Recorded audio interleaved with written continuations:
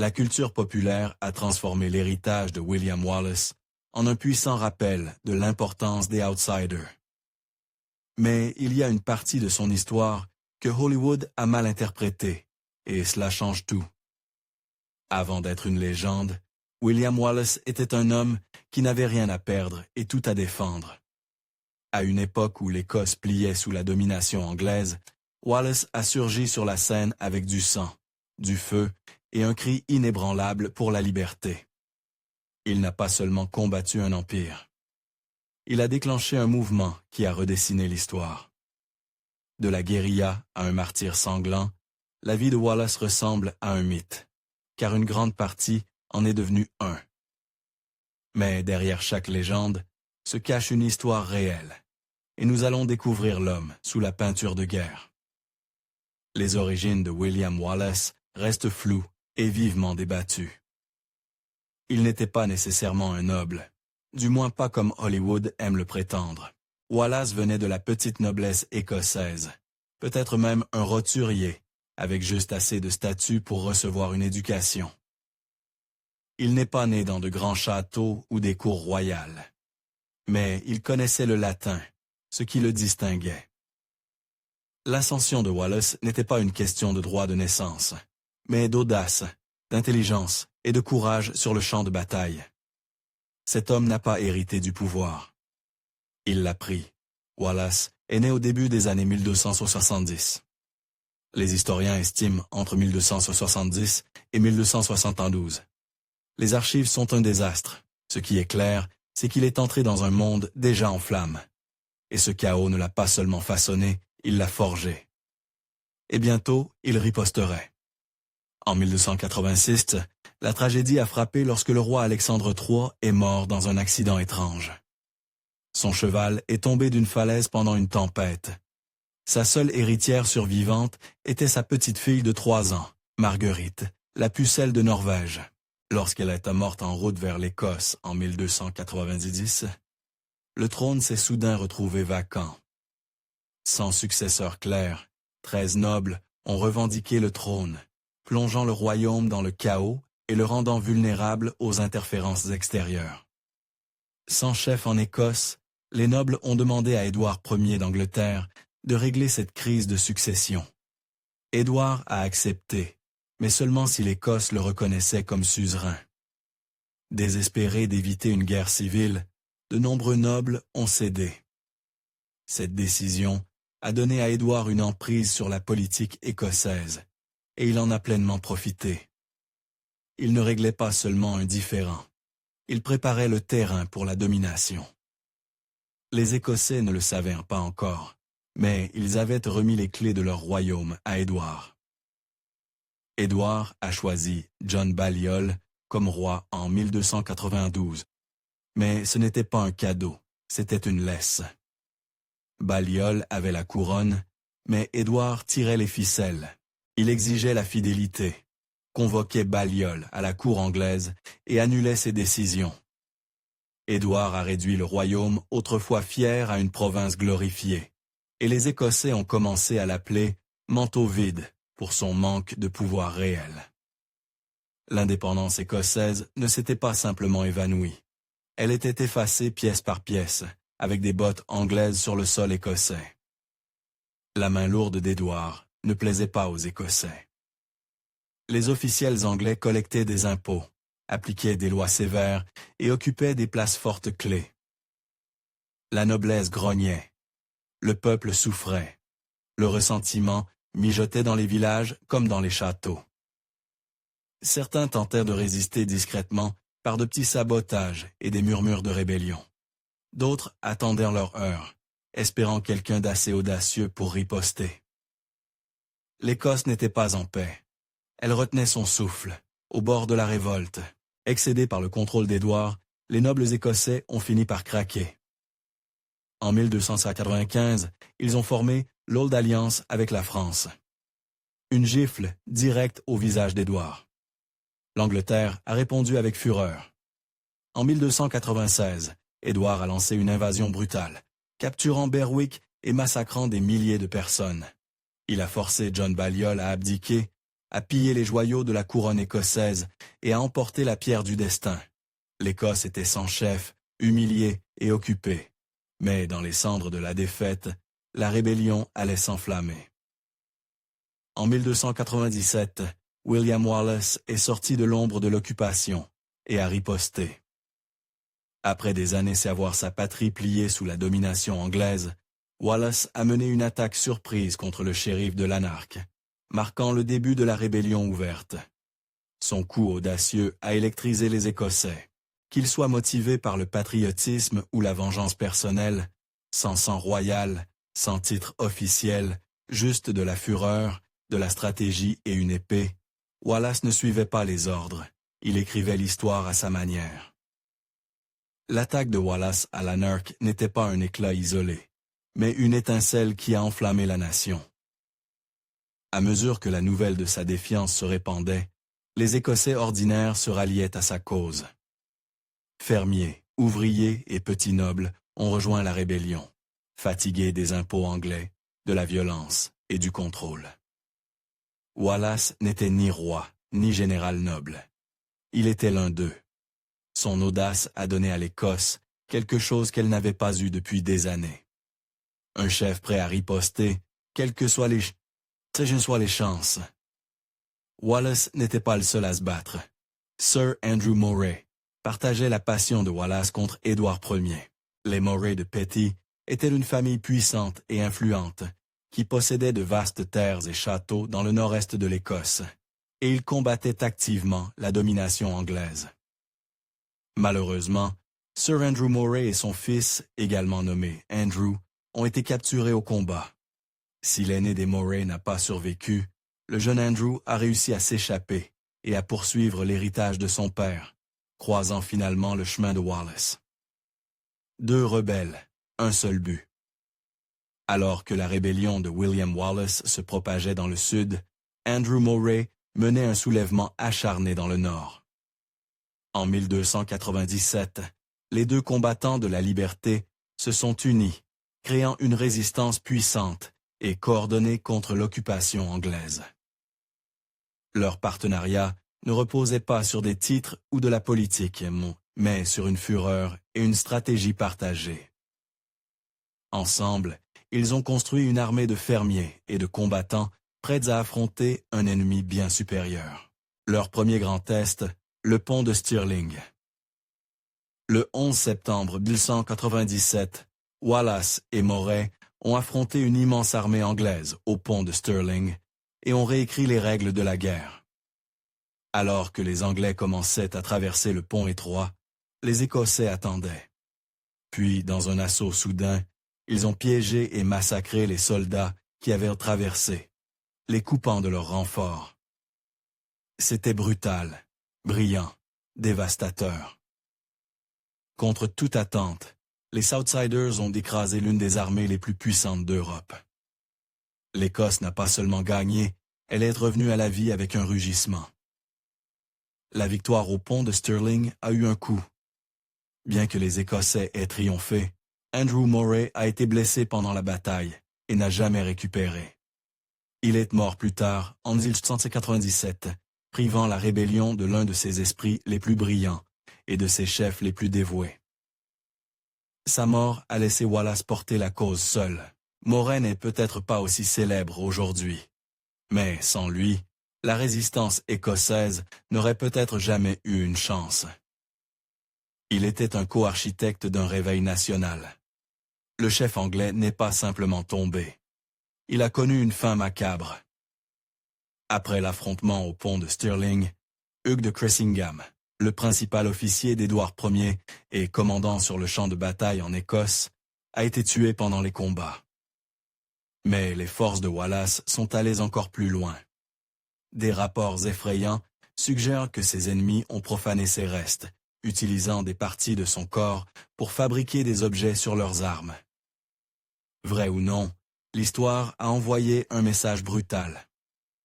La révolte de Wallace n'était pas seulement politique, elle était alimentée par la vengeance. Wallace s'est hissé au sommet. Moray était parti, et l'Écosse était en pleine euphorie après Stirling. À la fin de 1297, les nobles l'ont nommé gardien de l'Écosse, un chef de guerre agissant en l'absence du roi. Un roturier devenu commandant, Wallace parlait désormais au nom de la nation.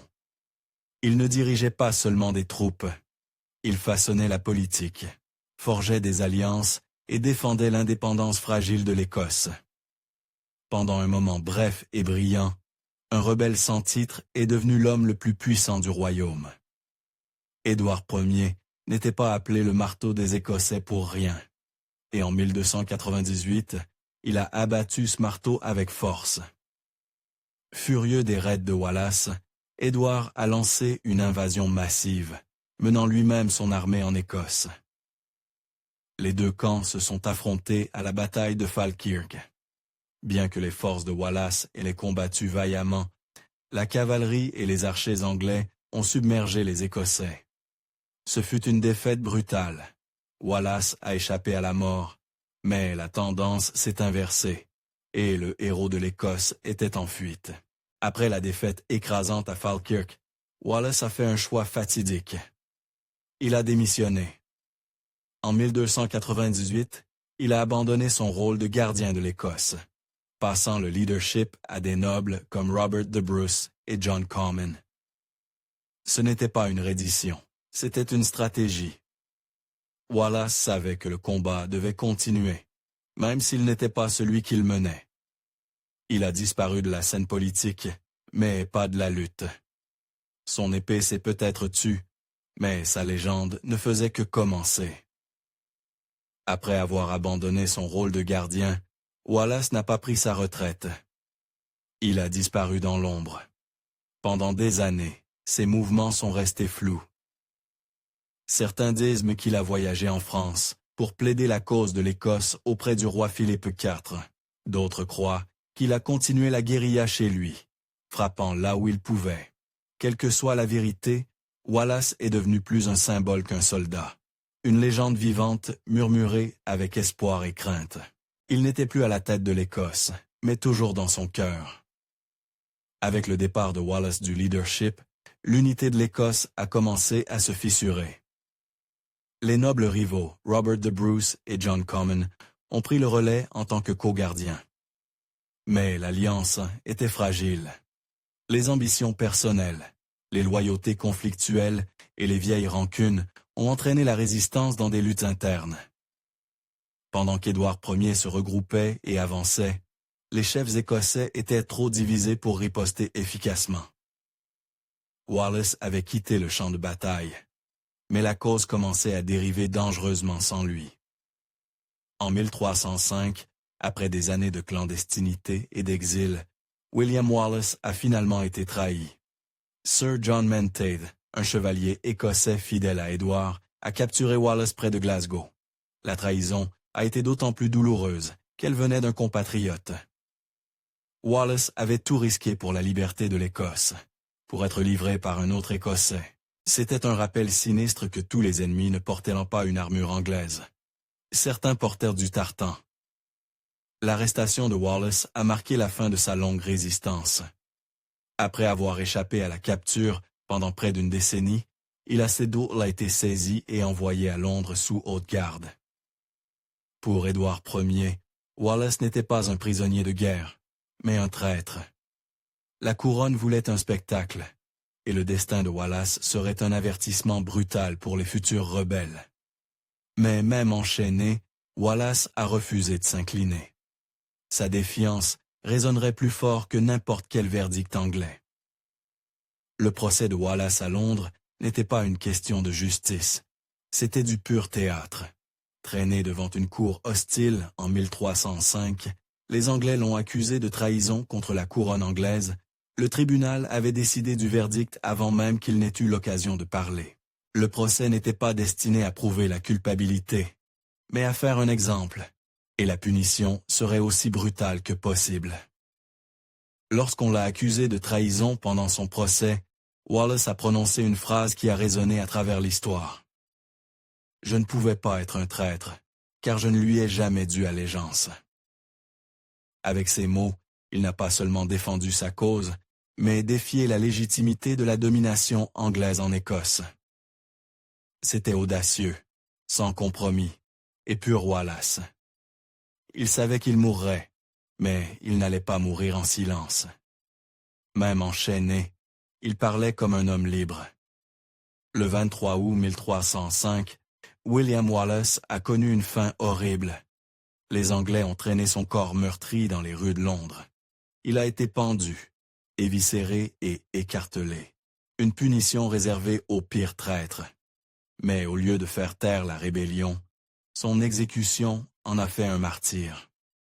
Wallace est mort dans l'agonie, mais la cause pour laquelle il s'est battu a continué à vivre. La fin de Wallace n'était pas suffisante pour Édouard Ier. Il voulait effacer l'homme et le message. Après l'exécution brutale de Wallace, les Anglais ont démembré son corps. Sa tête a été exposée sur une pique au sommet du London Bridge, tandis que ses bras et jambes ont été envoyés à Newcastle, Berwick, Stirling et Perth, comme avertissement. Mais au lieu de susciter la peur, cela a attisé la fureur. Les Anglais ont dispersé ses restes pour étouffer la rébellion. Mais tout ce qu'ils ont fait, c'est semer les graines d'une légende. Édouard Ier, le marteau des Écossais, a passé des années à essayer d'écraser Wallace et la rébellion qu'il a déclenchée. Mais malgré ses victoires, Édouard n'a jamais vécu pour voir l'issue. Il était mort en 1307 alors qu'il menait une marche vers le nord et a demandé que ses hommes portent ses os au combat contre les Écossais. Cela n'est jamais arrivé. L'Écosse a tenu bon, et l'héritage du grand ennemi d'Édouard a survécu aux siens. Wallace est tombé en premier, mais l'histoire s'est souvenue de celui qui n'a cessé de se battre. Après que Wallace est devenu un ennemi de la couronne, les Anglais ne se sont pas contentés de le viser. Ils se seraient également attaqués à sa famille. Certaines sources affirment que son père et ses frères ont été exécutés ou tués pendant le conflit. Que ce soit par vengeance ou par stratégie, Édouard Ier s'est assuré qu'aucune partie de la vie de Wallace n'échappe aux conséquences de la rébellion. William Wallace est peut-être mort en traître aux yeux de l'Angleterre. Mais pour l'Écosse, il est devenu une légende. Son courage, sa défiance et son refus de se soumettre ont inspiré des générations. Des chansons, des poèmes et des histoires ont gardé sa mémoire vivante, transformant un rebelle en un symbole national de liberté. Des siècles plus tard, son héritage résonnerait dans la déclaration d'Arbroath et au-delà. Wallace n'a pas vécu pour voir l'Écosse libre, mais il a allumé le feu qui ne s'est jamais vraiment éteint. Après la mort de Wallace, le combat ne s'est pas arrêté. Il a évolué. Robert de Bruce, autrefois rival politique de Wallace, a repris la cause. En 1306, Bruce s'est couronné roi des Écossais et a entamé une campagne brutale pour reconquérir l'indépendance de l'Écosse. Contrairement à Wallace, Bruce a joué le jeu à long terme, menant des batailles, forgeant des alliances et gagnant du terrain. Sa victoire décisive est survenue en 1314 à Bannockburn. Ce que Wallace a commencé dans le sang et le feu, Bruce l'a poursuivi avec stratégie et finalement succès. En 1320, l'Écosse a fait sa déclaration la plus audacieuse à ce jour. La déclaration d'Arbroath, une lettre au pape Jean XXIII, proclamait l'indépendance de l'Écosse et défendait le droit de Robert de Bruce à régner.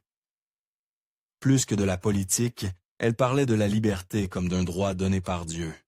Car ce n'est pas pour la gloire, ce n'est pas pour les richesses, ce n'est pas pour les honneurs, mais pour la liberté seule que nous combattons. L'esprit de Wallace résonnait dans chaque ligne. Sa rébellion a posé les fondations. C'était la voix de l'Écosse. Après des décennies de guerre, de sang et de rébellion, l'Écosse a enfin obtenu sa liberté sur le papier. En 1328, le traité d'Édimbourg et Northampton a marqué une immense victoire. L'Angleterre a officiellement reconnu Robert de Bruce comme roi des Écossais et a reconnu l'indépendance de l'Écosse. C'était le moment dont Wallace avait rêvé, bien qu'il n'ait jamais vécu pour le voir. Les batailles étaient brutales, la politique compliquée, mais l'Écosse avait récupéré sa couronne et prouvé qu'elle pouvait se tenir seule. La défiance de William Wallace ne s'est pas arrêtée à la frontière écossaise. Son histoire d'un homme s'élevant contre la tyrannie a résonné à travers l'histoire et les continents. Les penseurs des Lumières, les révolutionnaires et les combattants de la liberté ont vu en Wallace un symbole intemporel de résistance. De la Révolution américaine au mouvement d'indépendance moderne, sa légende a inspiré ceux qui croyaient que la liberté valait n'importe quel prix. Il n'est pas seulement un héros écossais. Il est devenu une icône pour quiconque est prêt à se battre pour la liberté contre toute attente. Des siècles après sa mort, l'Écosse a continué à s'assurer que le monde n'oublie jamais William Wallace. En 1814, l'Écosse a construit une grande statue de grès de Wallace. Et puis, ils en ont construit une autre, et encore une autre, jusqu'à orner le sol écossais de plus de 20 monuments Wallace. L'histoire de Wallace ne vit pas seulement dans les monuments. Elle est tissée dans l'identité de l'Écosse. Les écoliers apprennent son nom, les artistes dépeignent ses batailles, et les mouvements politiques invoquent son courage. Bien que le temps ait brouillé les faits et les mythes, Wallace perdure comme un symbole de ce que l'Écosse valorise le plus, l'indépendance, la résilience et une fierté farouche. Du champ de bataille aux urnes, son héritage continue de façonner l'esprit d'une nation qui se souvient et refuse de s'agenouiller. En fait, même l'Amérique a ressenti le besoin de raconter son histoire. En 1995, Braveheart de Mel Gibson a envahi les cinémas et a transformé William Wallace en une icône mondiale. Le film l'a dépeint comme un guerrier intrépide au visage peint, criant pour la liberté tout en menant l'Écosse au combat. L'exactitude historique, pas vraiment, mais l'impact émotionnel, hors norme. Le film a eu un impact bien plus grand que quiconque aurait pu l'imaginer. Après Braveheart, Wallace n'était plus seulement une figure historique. Il était une marque nationale. Le tourisme écossais a explosé, alors que les fans affluaient vers les châteaux, les champs de bataille et le monument Wallace. Les souvenirs, les statues et les slogans ont tous contribué à capturer l'engouement nouvellement trouvé. Mais parmi tous les bibelots et nouveautés, il y a un véritable artefact directement lié à Wallace lui-même, et il est absolument inestimable. Incroyablement, Wallace a laissé une trace physique, un sceau de cire attaché à une lettre qu'il a co-signée en 1297. Le sceau montre un arc et une flèche, inhabituel pour un noble, mais approprié pour un combattant de guérilla. C'est l'un des rares artefacts survivants directement liés à Wallace lui-même. Il a clairement montré que l'Écosse était toujours dans la partie. Aussi excitant que soit le sceau pour les historiens, le public a trouvé autre chose attribuée à Wallace, qui éclipse tout le reste. La légende raconte que Wallace s'est un jour caché dans les branches d'un chêne massif, le chêne de Wallace, pour échapper aux poursuivants anglais. Au XIXe siècle, il était si célèbre que les gens en prenaient des morceaux comme souvenir. Bien que le chêne original soit tombé dans les années 1850, ses racines et son mythe restent forts. Wallace n'était pas seulement un homme de muscles. Il était apparemment fluent en latin et bien éduqué pour son époque. Certains historiens pensent que des moines l'ont peut-être instruit, peut-être à l'abbaye de Paisley. Cette éducation lui a donné les outils pour diriger, négocier et écrire des lettres qui survivent encore. L'épée l'a rendu redouté, mais la plume a donné une légitimité à sa cause. Mais il y a une chose majeure que la version hollywoodienne de son histoire ne représente pas correctement. Malheureusement, il n'y a aucune trace de Wallace criant « Liberté » avant son exécution. C'était Hollywood. Mais le mythe a perduré parce qu'il semblait vrai. Qu'il l'ait dit ou non, toute sa vie le criait. Il a donné à l'Écosse quelque chose que l'Angleterre ne pouvait pas lui prendre dans la mort. Un cri de ralliement. Et plus de 700 ans plus tard, les gens n'ont toujours pas cessé de le crier. William Wallace a commencé comme une figure obscure, peut-être un roturier, certainement un outsider, mais il a changé le cours de l'histoire écossaise par son courage, son astuce et sa défiance implacable. Wallace ne s'est pas battu pour le pouvoir ou les titres. Il s'est battu pour la liberté.